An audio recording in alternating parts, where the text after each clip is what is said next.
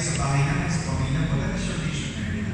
Sa school, sa trabaho, that can be your mission area. At ang mission natin is to bring Jesus. Nandun naman si Jesus sa bawat kasi, pero minsan, nakakalimutan nila, nakasama nila ako kanina. And every time they going to speak up and maging representative to Jesus, and they are being reminded, merong Diyos sa paligid, merong Diyos sa buhay. So that is our mission, to make Jesus known, love, and serve. Okay? So, ganda ng mga research, no? Starting from literacy, no? Walang palya. May nakalimutan ko yan.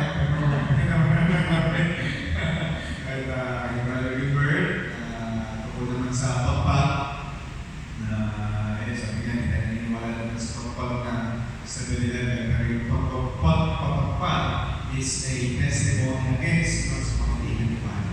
Ito kay Brother Jude, so maging malinaw po yun na ang pagpapahid ng langis ay para sa hindi lamang sa mga nagigalo, kundi para sa lahat na merong sakit na in danger of death.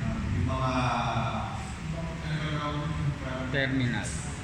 Yung mga grave illnesses. For example, cancer ka, stroke ka, yan, in danger of death ka.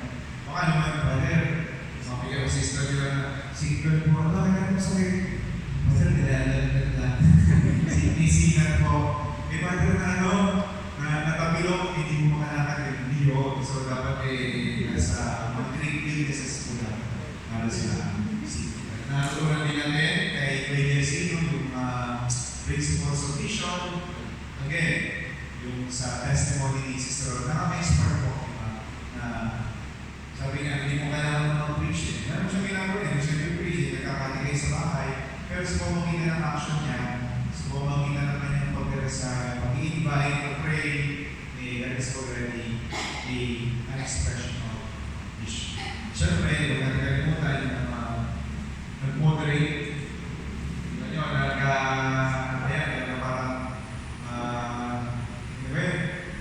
sa damakmak na sa militan, pero diba, talagang kumikilos ang biyaya nito sa kakapag-joke pa ng papa. Kaya kasi nila sister serious sa papa. So, pero diba, talagang kapag hinayaan mo yung sarili mo na kikilos ang Diyos. Amen?